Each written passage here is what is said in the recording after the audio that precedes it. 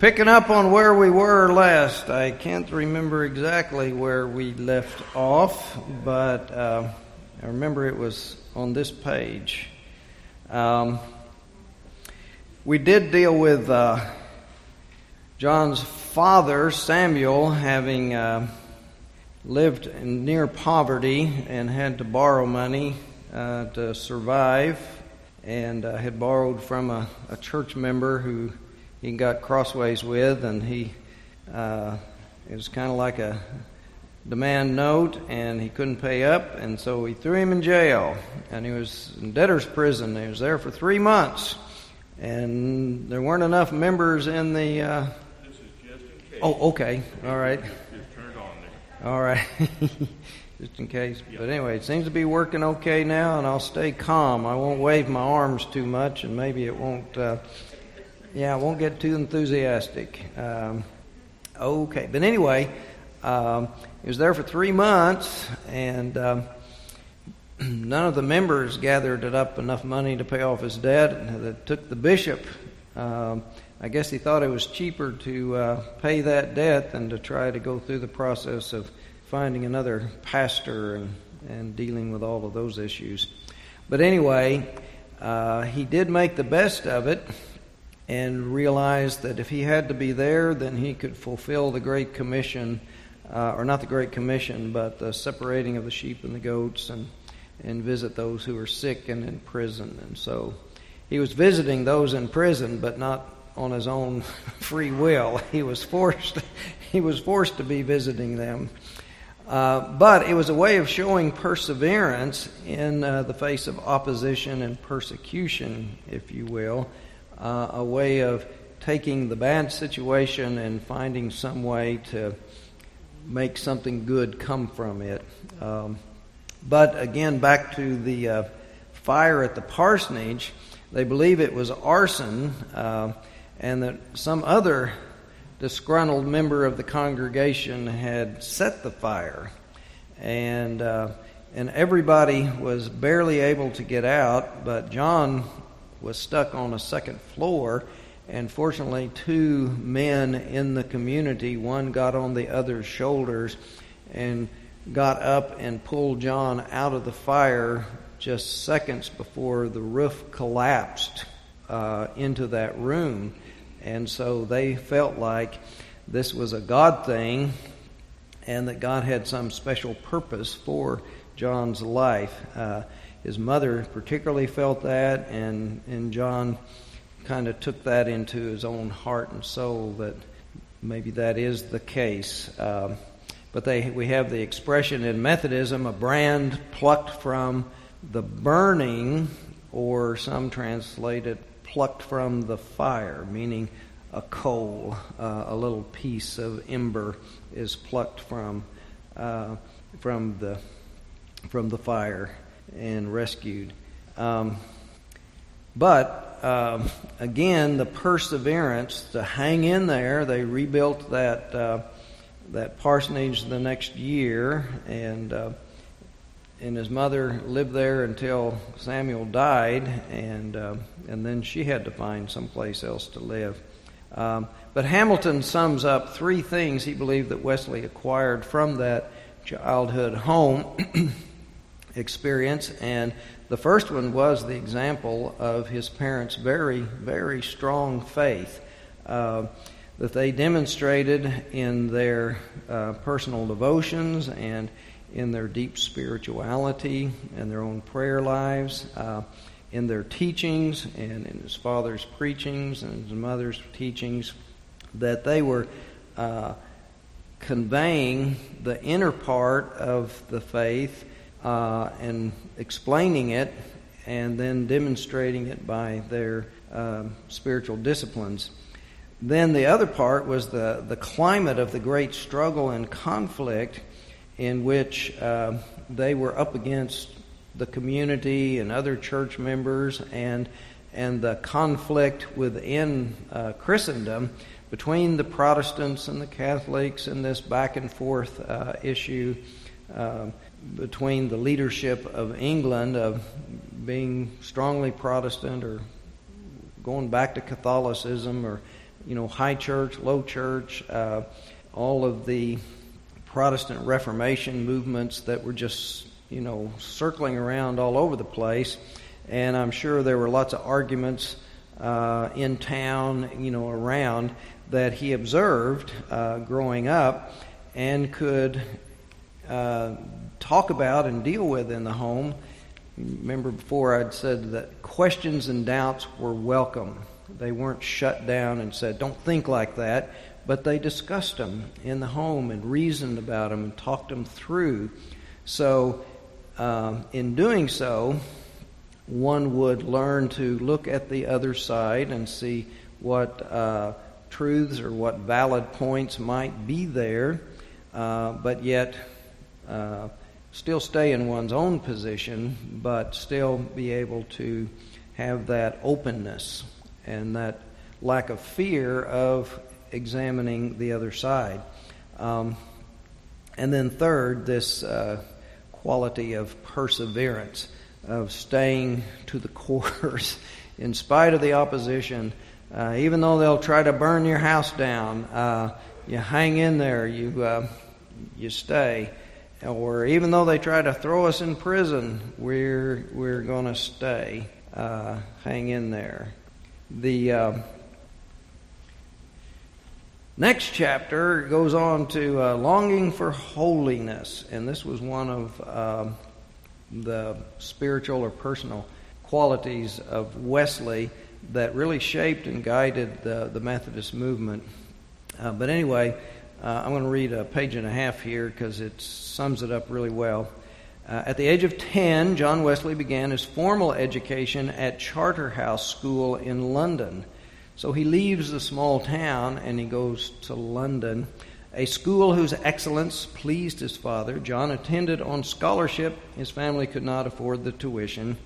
And then 2 decades after matriculating, so that would have been 20 years after he was like 28, so 48. About at age 48, he reflected back on this.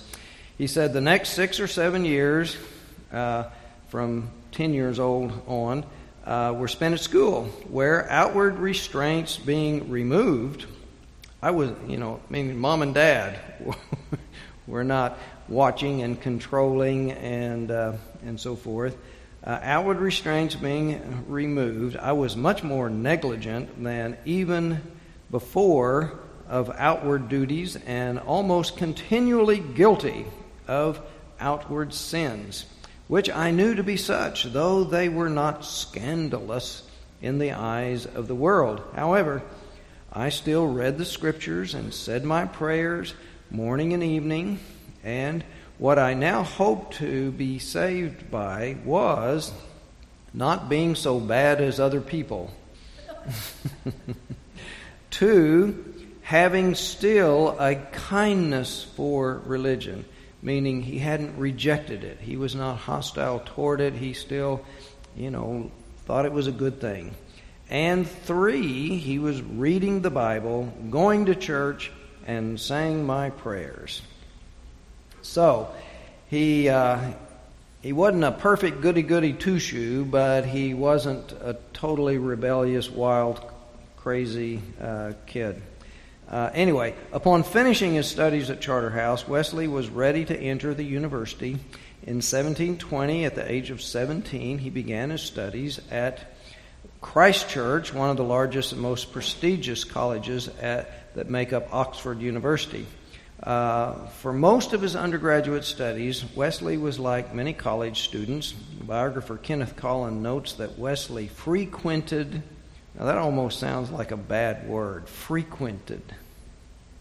We generally associate it with frequented the bars or the strip joints or, whatever. But we could say people like you guys frequent church. I mean, it's a neutral term, but it's usually used in the negative sense. Anyway, he frequented coffee houses. He rode on the river. He played backgammon, billiards, chess, cards, and tennis. Babcock, an 18th century minister and writer who knew the Wesley family, described Wesley during his college years as a very sensible collegian, baffling every man by the subtleties of logic, a young fellow of the finest classical taste, with a turn for wit and humor. And then he sums up, in other words, Wesley was a normal college student. But anyway, the subtleties of logic means he probably was engaged in a lot of arguments and debate and, so forth, and was very astute and could reason well in that process. Though his father was an Anglican priest, it was likely his mother who played a larger role in Wesley's decision to be ordained. John himself was feeling called to academia, but at Oxford, most of the fellows were ordained priests. So being ordained would serve him well, whether he would serve the church directly in the parish as a priest or indirectly through the university. He gave me that microphone, but it's round, and if I touch it, it starts rolling. I don't want to fall off and break. Anyway, so he goes off to university, but a very important thing besides all the studies and all the socializing and all of the things we just heard about, Wesley in 1725 had read the book of Jeremy Taylor, The Rule and Exercise of Holy Living. And then the year later he read Thomas à Kempis's book, The Imitation of Christ. Now both of these books are very challenging works calling a person to a total commitment of one's life to the disciplines of the faith, of following Christ, walking in Christ's footsteps. Well, John Wesley had grown up in a home where his parents and their life of poverty and service to the church, along with his mother's very strict discipline of the homeschooling and the spiritual guidance, this Wesley family, and maybe John and brother Charles, were even more so exceptionally conditioned to think, feel, and act in ways of the Christian faith. So much more so than the world around them. I mean, that was their conditioning. That's how they went off to college. Now, the two things that occurred which would lead John to question himself about his level of commitment, as we read about just a moment ago, and as he reflected upon that, my goodness, today, if any of our college-age children wrote back and said they were doing what Wesley did, reading his Bible, saying his prayers, and being kindly disposed to church, we'd say, "Yahoo! That's wonderful. That is so much better than most kids are doing." But anyway, now the first thing that would be a normal part of the maturation process for a child going into adulthood. In our times, we talk about teenage rebellion, but it's not necessarily rebellion, depending on the nature of the parent-child relationship and the ability to communicate and talk about things. But the number one thing is moving from the mental structure in one's mind in the childhood levels are more concrete and literal and specific, and growing into more abstract, symbolic, more general kinds of conceptualizing basic truths and so forth. And then later adolescence into early young adulthood, the young people are in a transition in their worldview and their reality of perception. In that process, they tend to want to really clarify things and make things more black and white, more right and wrong. They don't like all the gray areas and the extenuating circumstances and all the complexity of issues. They want to get right to the heart of it and, make exactly this is right, this is wrong, this is good, this is bad. and they're very uncomfortable with, well, maybe it's this way, maybe it's that way, and so forth. But in that way, as they look to the older generation, the people ahead of them, their judgments are pretty harsh about the hypocrisy that they see there in the older generation. For they have heard the adults, parents and grandparents and the greater society, teachers and so forth, espouse grand principles. And then, so often, they make compromises and they make exceptions to those grand principles. For example, diet. You say you ought to eat healthy, but then you go out to dinner and you buy this very rich food full of fat and creams and, butters, and it tastes so good, and so forth. And then adults will say, well, you should be honest. Tell the truth. And then the young people will hear the person compliment someone, oh, you have such a lovely sweater and dress today, and that necklace is wonderful. Oh, your hair, it's just wonderful. And then, you hear them later, that was the gaudiest outfit I ever saw. What did she do with her hair? It was, oh my gosh, she needs to fire that hairdresser and go someplace else. But, oh, you look so lovely today. And then they're saying, well, you should tell the truth. You should never lie. And so, young people trying to sort out what's right and wrong. And, all right, I have the example of my parents. I have the example of the adult society. I'm moving into adulthood. What am I going to do? What am I going to be like? What are my values and principles? They're trying to work that out. And so this is a normal part of the process. Another part of that natural process, of this maturation process of young adulthood that Wesley was going through, is to distinguish oneself as an individual and be my own person, and not just that chip off the old block, or an apple doesn't fall far from the tree, or another version of that, a nut doesn't fall too far from the tree.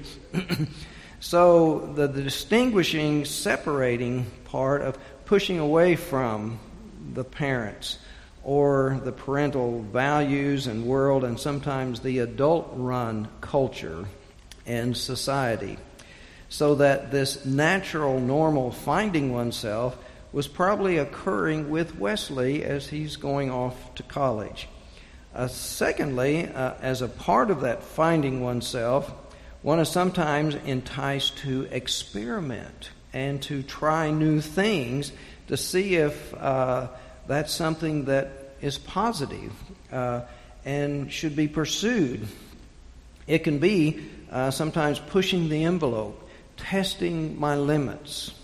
A lot of young men, and with the testosterone and all, are extreme sports. They're trying to push the limits. How can I do this? And how anyway, so it's risky and a lot of dangerous things, but it's a part of that pushing the envelope, testing myself. What are my limits, and so forth. It's also testing the prohibitions. Sometimes the warning is against the bad things. The adult society and the parents often are looking at worst-case scenarios, and so that is so dangerous, and they're thinking worst-case scenario. But then young people will think, well, a little taste won't kill you, but and it may not even hurt you, but that's probably true. But addiction can start with that little taste, and the worst case scenario is waiting for you at the end of that road that starts with that first step, that little taste. So a lot of times, there's only a between 15 and 20% that may try or taste or something that will have to deal with some kind of addiction or problem. Most just try it and taste it, and that's all right. I tried that, done that, no big deal, move on. Anyway, and I am aware that often young people who grow up in a very restrictive, controlling home, sometimes homeschooled in order to protect them from all the dangers out there, or in a very small, very controlling private school, often haven't learned to recognize the subtleties of the temptations, and they've been so protected that they've not been exposed to. Therefore, they haven't learned how do you deal with the peer pressure and the temptations. How do you learn to deal with that? And so sometimes they're sucked into it, not knowing how to deal with it. And then sometimes they felt so oppressed under the strict guidance and rule that then, the worst case fear is they go wild. And some do. Once the restrictions are lifted and they're free, then sometimes they do get in trouble and have bad experiences. Wesley was exposed to that freed-up culture when he went off to London and into school. In fact, his brother Charles wrote John about college when he went, and he reported that serious Christians are ridiculed. They are harassed by other students at Oxford. So not only is there enticement to be led astray, but actual outcast or ridicule and humiliation to try to knock them off the course. But anyway, so coming from a very conservative home life and being exposed to and maybe tempted by some of the libertine city and college culture made Wesley ask and question himself, who am I? Am I a real Christian? Or only a pretend half-hearted Christian? And so when he read Taylor's book and Kempas's book, it really started pushing him to ask those questions more, because it spoke to him in his experience of that maturation process. It spoke to him in that cultural context. So that became a real struggle for him. If I am a Christian, then it should be all or nothing. And that's a very black and white kind of process of clarifying who am I and what are my basic foundational principles, my values in life for charting my path, charting my career, my calling. Now, except in the Catholic Church, where being religious actually is a career, to be a nun or a monk and go into a ministry. They really do have ways of all or nothing. Totally all or nothing with that religious life. But for most others, we have to live in the world and have to deal with issues. But for Wesley, it seems to be that being a Christian led to his career, since either teaching religion, theology, and Bible at Oxford, or being admitted. He was admitted to be a fellow at Lincoln and Oxford, and then into the priesthood in 1726. In 1730, he was reading William Law's book, A Serious Call to a Devout and Holy Life, and it convinced Wesley that he could not be a half-Christian or a nominal Christian or just a social Christian. That is, you go to church and you do the things, but there's not a real deep commitment in it. And then after receiving his master's degree in 27, he served as the rector or associate at his father's appointment, St. Andrew's. And then in 28, he was ordained a priest, having been ordained a deacon. But this whole concern for this all or nothing. I take, and I've got copies back for decades of the Alive Now, the little spiritual magazine. Anybody seen this, use this?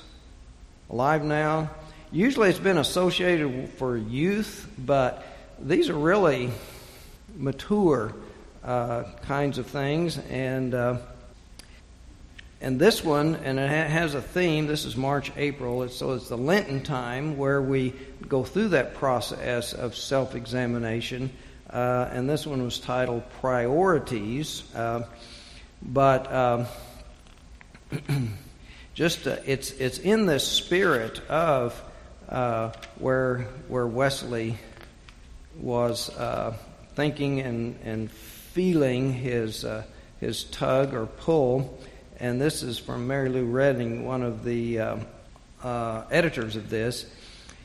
Life in God's realm. Living in God's kingdom as God wants us to live means giving God access to every part of our lives. I mean, this is the thing Wesley was struggling with. Well, what does that mean? Well, she says, all means we welcome God into our job, our finances, our choices about how we spend our time, our relationships with family, friends, and enemies, our politics, how we care for our bodies, how we treat clerks in stores, how we drive, all of it. I don't know about you, but I block God out of some of those places. You make God your co-pilot, not just to protect you from crashes, but to keep your attitude calm and cool about all the knuckleheads that are out there sharing the road with you, who do crazy things.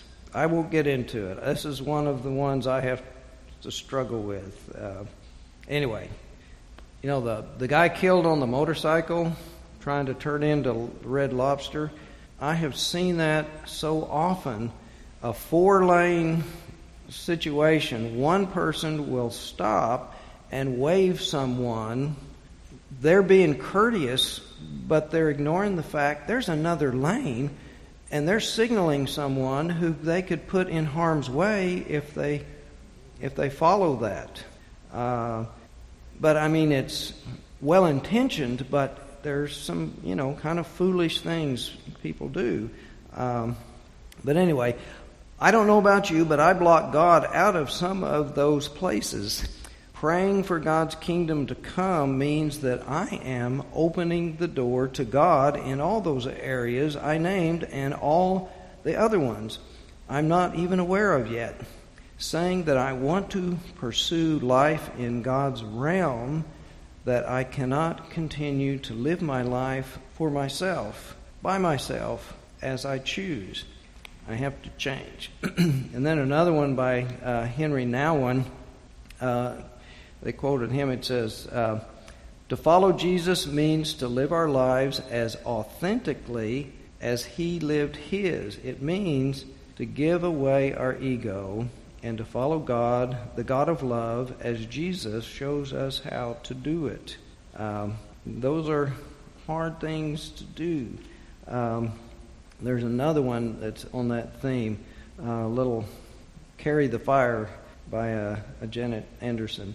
I don't just want salvation simply to rest in peace. I want to dance with joy. I want to live my life like the one before. One is capitalized, meaning Jesus.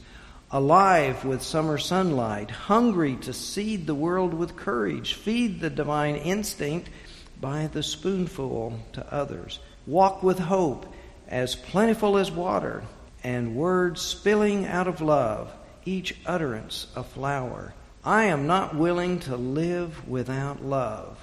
Will remain stuck on the promise so that I can move an inch without moving closer to God, so that I can take a breath without filling up on God. I mean, this is that all or nothing kind of feeling that Wesley was thinking about. and another, it's to grow with fruits of the Spirit. Anyway, that is some of the spirit and feeling that we're getting at. So, as he was trying to grow in this way, how do you do that? And one of the things he learned, he began serious small group experiences, not as a leader, but as a participant. He wasn't being the priest, the Bible teacher, or prayer group leader as the minister trying to help his congregation grow. He's doing this for himself in this developmental process with his brother Charles, a friend of William Morgan, and then later Bob Kirkham. They were meeting several times a week, studying the Bible and studying these religious leaders and discussing these writings in this small group and going to communion weekly. And then what grew out of that simply spiritual and intellectual process, somebody brought up, we ought to be doing the acts of mercy to do and be like Jesus. So they started visiting in the prisons. They're visiting the poor and the elderly and neglected children. And they saw that, remember I told you that if you didn't have money, children couldn't go to school. They didn't have public education that was paid for by tax resources. They just put the little children to work cleaning chimneys or working in the fields or factories. As the factories started developing with their little tiny hands, they could get into small places and so forth.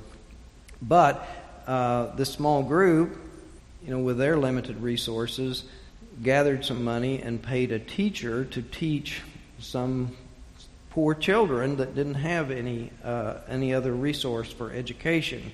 So they were acting out their faith.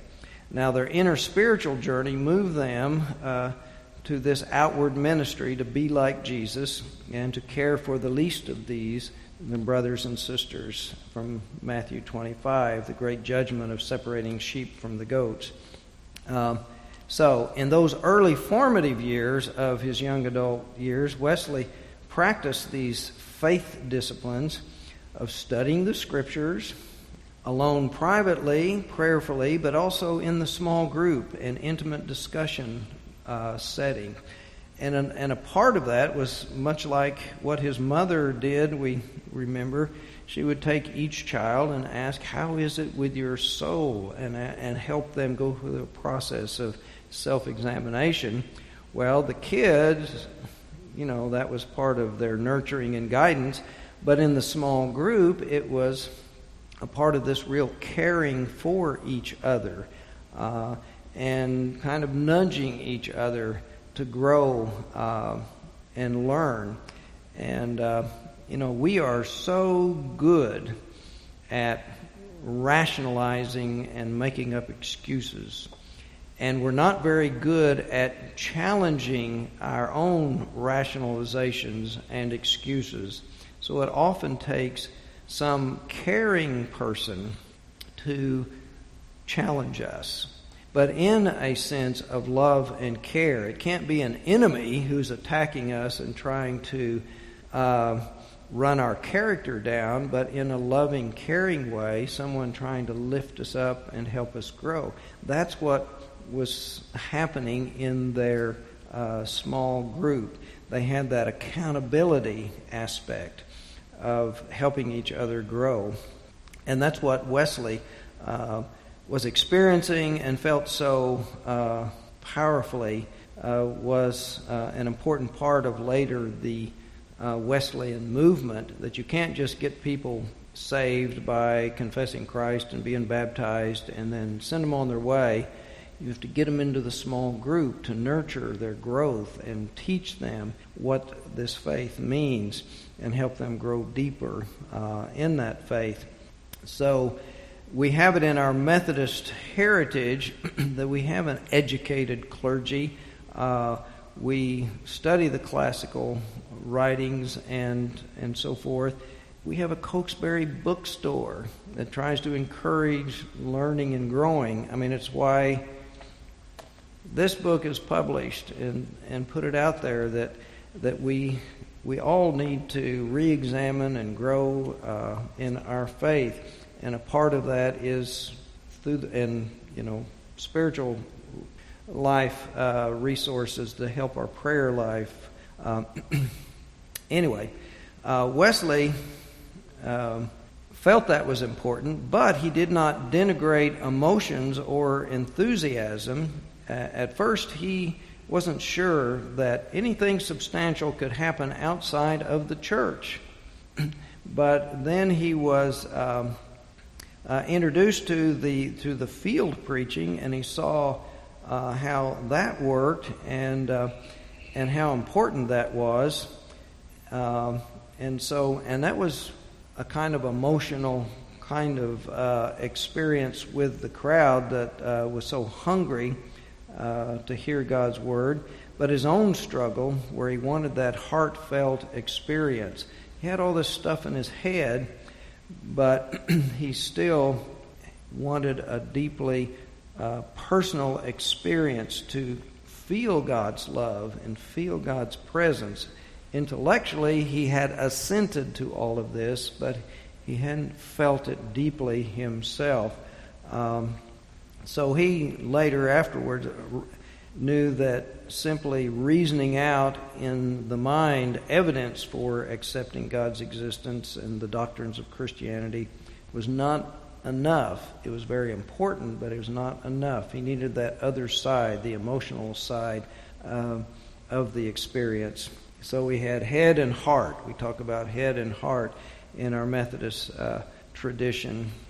But another part of that was that he always had this underlying feeling that he wasn't quite worthy. He wasn't quite good enough. Now, remember in his reflecting back on his childhood, he felt like he was better than others, but still he recognized all that he wasn't doing perfectly. And so he had this feeling of perfectionism that he was trying to master to really get good enough to receive God's love and grace. We have that story of how he was so frightened during the storm on the ocean when he went over to Georgia and came back, and there were storms on the Atlantic Oceans on these little tiny boats, and he was afraid they were going to drown, the ship would sink. And the Moravians were there, and they were just in prayer and singing, and they seemed so calm. He said, "How can they be so calm? I'm scared to death." They have something I don't have. And so he tried to pursue that, and that's what eventually led him to that heartwarming experience later on. But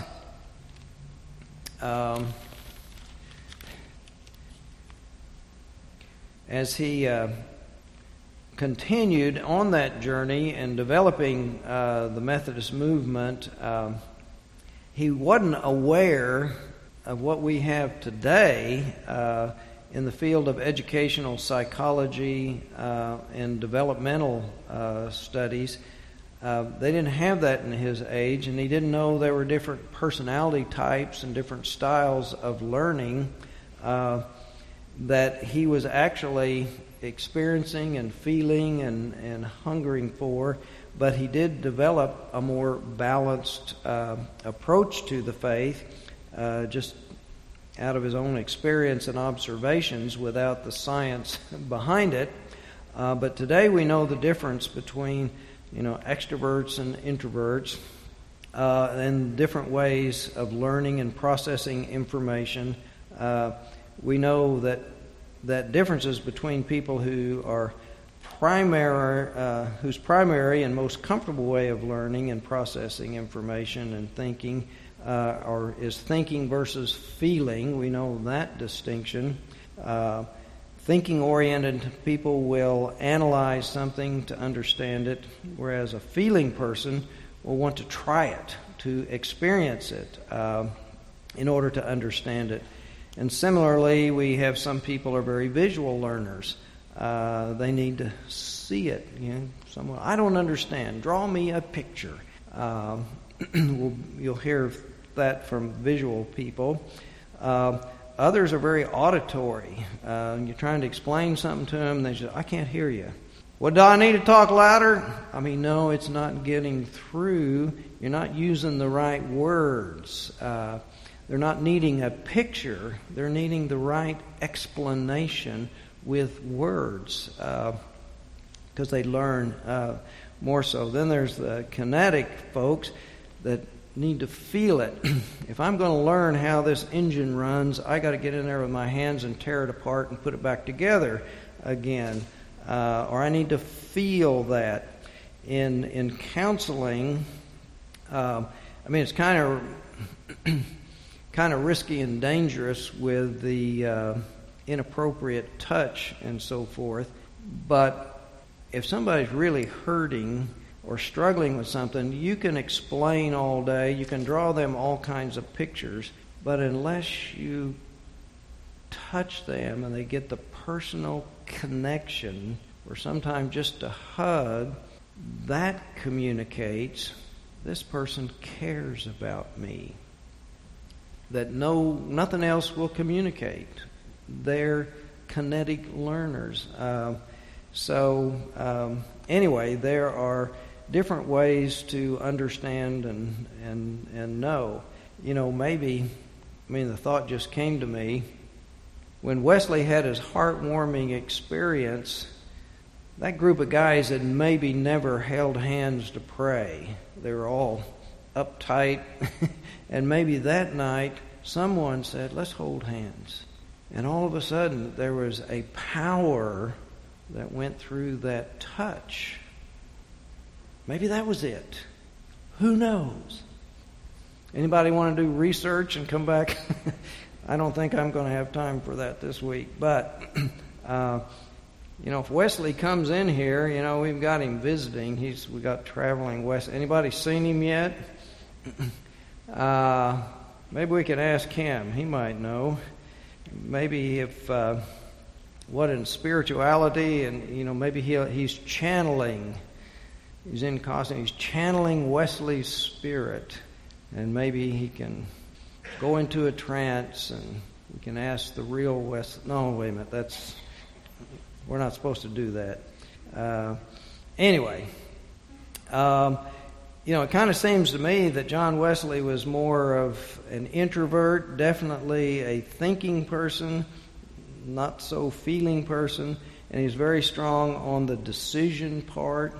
And with the Myers-Briggs, he may have been an INTJ person, and that's very much what I am. So I can maybe read into him some things that maybe were there, or maybe I'm just completely projecting. But anyway, but in that critical decision-making part of his, he would do the Catholic spirit, but he came down on what he believed was right, and in decisions about how to organize the Methodist movement and making rules, very definite rules of what was right, what was wrong, was very much a part of his personality.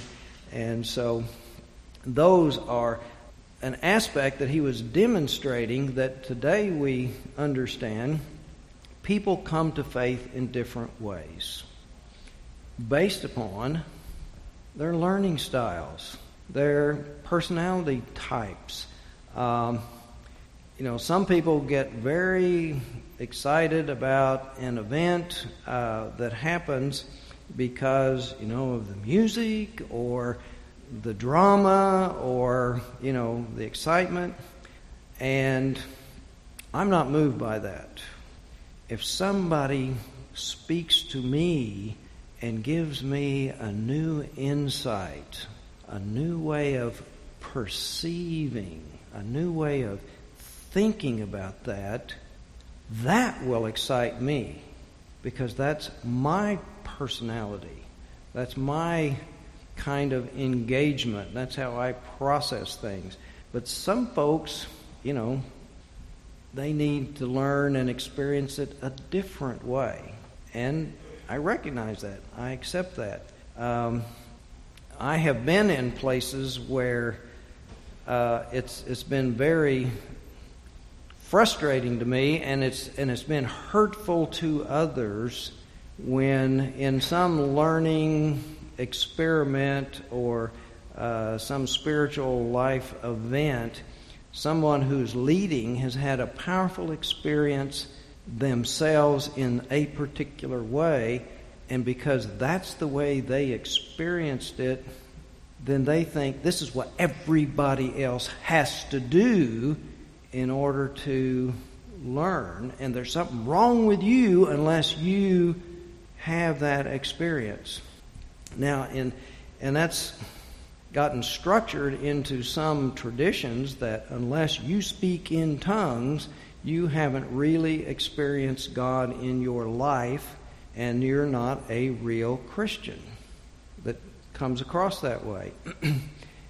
And that can be hurtful and damaging if you set your own experience as the model and the key for what others have to. And so we understand, and in the Catholic spirit and the Wesleyan different ways that he created and allowed folks to come into the faith and grow in the faith was very important. He had both the small group part, but he did say you need to go to church. You need to go to communion. You need to practice the spiritual disciplines. He recognized there are many channels of God's grace that can flow to you. And he didn't really push it hard, but he did say, it's different channels for different people. This works well and powerfully with some. It doesn't connect with some, but other ways connect with others. So within our tradition, we have that. One of the ways that developed that was our hymnody.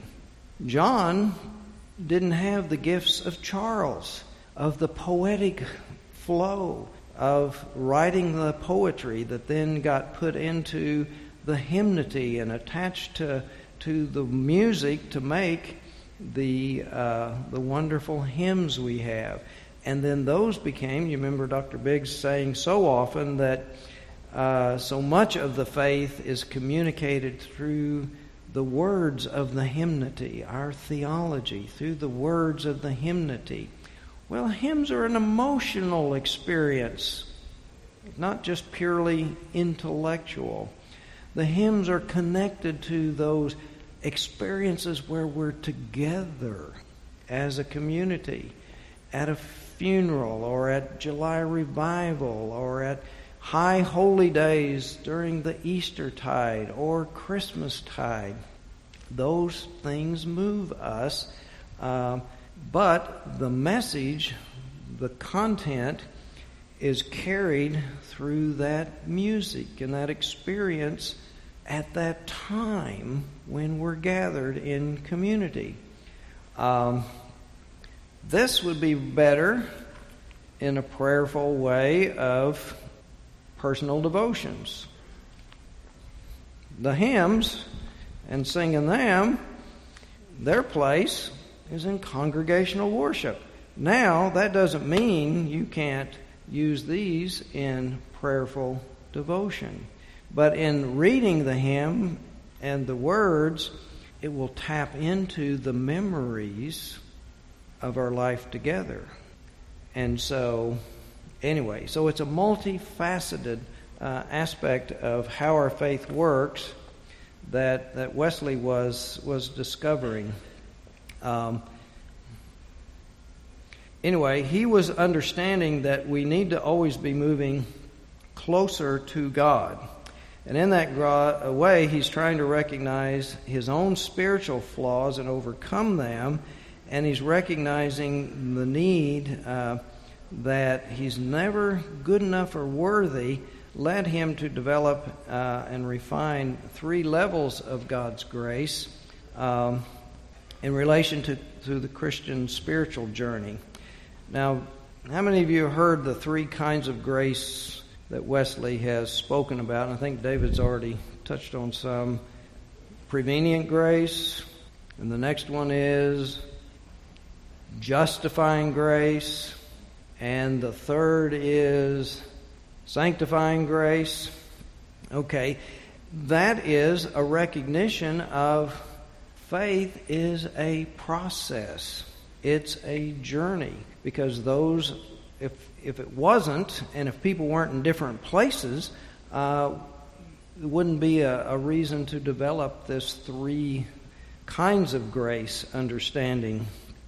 But for those who haven't heard of this, the prevenient grace is a prevenient or preventing grace, and the preventing part kind of comes in that stops us. It's trying to get us to stop our unhealthy, sinful path and to be converted, to turn and go another direction, prevent us from continuing down the wrong way and get us turned to go to the right way. But the prevenient grace, another part of it, and it's in connecting it to our baptism and sprinkling, it's like God's love and grace is raining down on us all the time. And before we come to make our own faith commitment and profession of faith, God's grace is touching us in different ways and places. If we didn't grow up in a Christian home, there may be Christian neighbors. That Sunday school teacher, that elementary teacher, so many are really deeply committed Christian people. They can't teach religion in school, but they show that love and care by the way they nurture and care for the children. There may be so many people who touch a person's life and extend that love and care in many ways, and the person is kind of nurtured in that understanding that good people are around. The world is not full of hate and meanness. It's got a lot of it, but there is some love and care. And in one sense, this doctrine can be understood in the story of the prodigal son. That son who took his inheritance before the dad died and went out and squandered all of it. Well, the son was loved from the start, and the father never stopped loving the son. That son belonged in the family. However, the son himself didn't really realize that or know that. And it's kind of the adolescent rebellion. I want to go be my own person, find my own way. That pushback in order to find myself. But the Father's love was always there, surrounding him, nurturing him, giving him those early experiences of love and acceptance, and even the love that let him go. For us, God's love is always present, even when we don't recognize it, grow up in it, and learning to name that love God.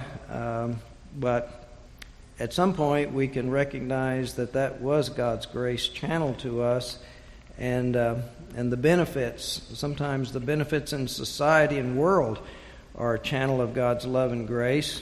You know, the doctors and the hospitals, our two biggest hospitals are Catholic.